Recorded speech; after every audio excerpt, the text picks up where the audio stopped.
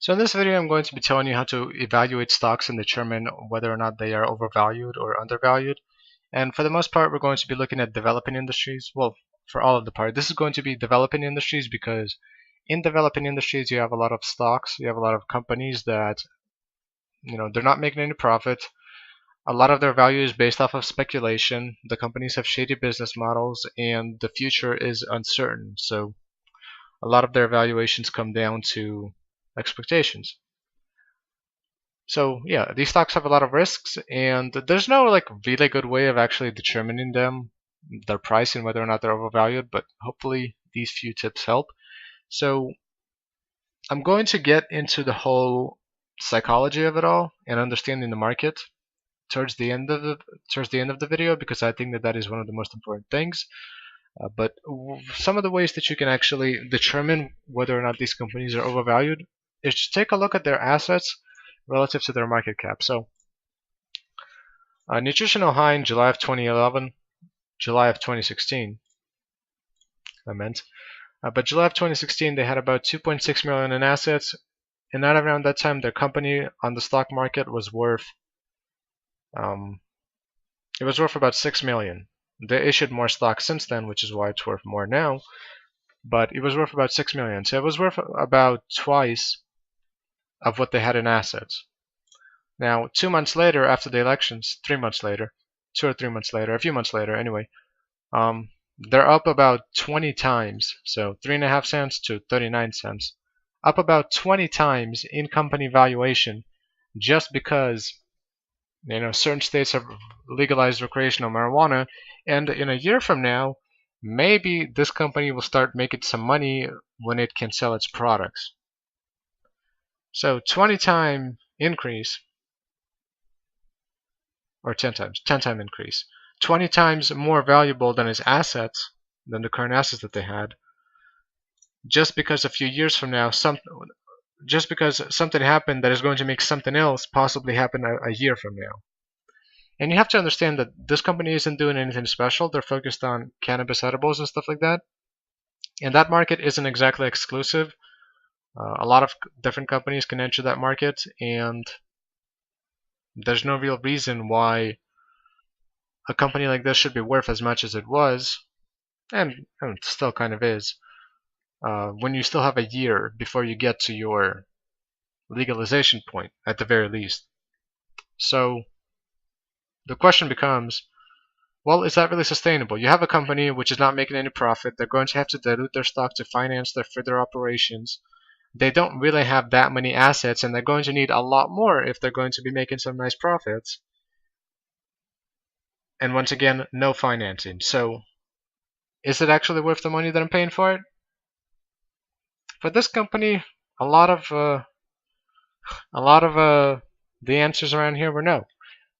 And where you draw the line is very difficult to say, but just consider the time scales.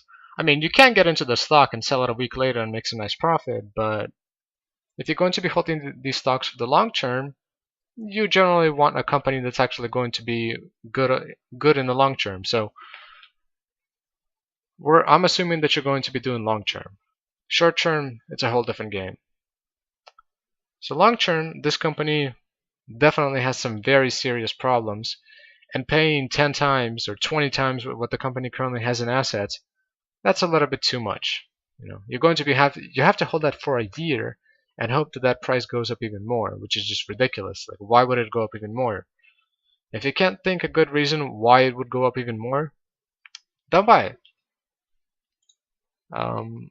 So yeah, that's just for any company in general. Now, whenever you want to compare companies to each other, like let's say you want to compare Canopy Growth to Organigram, some of the things that you can do to get an idea of where these companies stand relative to each other, well, first of all, look at their total assets and compare them to their market cap value. See how that works out between different companies. Also, sorry, I need to get some water. Also, look at their operating expenses. Like Canopy Growth had 12 million in operating expenses for the 3 months ended in December 31st, and compare them to other companies. So sales and marketing for Canopy Growth was 3.7 million, relative to the 12 million that they spent in total. So that's about 33%, fairly close, a little bit less, 30%. Well, if we look at Organigram, they spent 667,000 on advertising and 1.57 or almost 1.5 million in expenses. So relative to Canopy Growth, Organigram spent a higher ratio of their operating income or operating expenses towards sales and marketing. Now you can do this across many different companies with many different things and get a general sense of where each company is trying to go. So a company like Canopy Growth, for example, it might be more focused on expansion rather than growth. Like it might be more focused on growing its brand name and doing a lot of advertising, while a company like Organigram might be more focused on actually expanding its facilities and such. And I'm not saying that it is the case, but I'm saying that it could be if you compare a lot of different ratios. Also take into account that if you're looking at a smaller company, like if Organigram spends 670,000 on advertising, well, that's nice and all, but 670,000 on advertising compared to the 3.7 million done by a company like Canopy Growth. And I know that this is sales and marketing. I'm just using advertising as an example. But if you have a bigger company that's doing a lot more advertising than the smaller company, then the smaller company will just straight up not be competitive in terms of growing its brand. It's not going to happen. Smaller companies have a very difficult time growing their brand without actually having anything significantly different. So if the two companies are pretty much the same in every single way, then the company that is spending significantly more on marketing and sales is going to have the overwhelming majority of the company or of the brand development. So yeah, take a look at the ratios between each companies and compare them to each other, and you'll get a better understanding of where they stand relative to each other. That's a good way of doing it. Now, the most difficult part in evaluating these companies is evaluating the market psychology, in a sense, I guess. So a lot of the people who invest into these companies, well, maybe not in Canopy Growth, but something like Nutritional High, a lot of people who invest into these companies, these people are complete amateurs. I'm not saying that in a bad way, but I'm saying that they're not going to analyze the numbers of every company fully, and that they are probably going to overestimate some of the finer details of a company.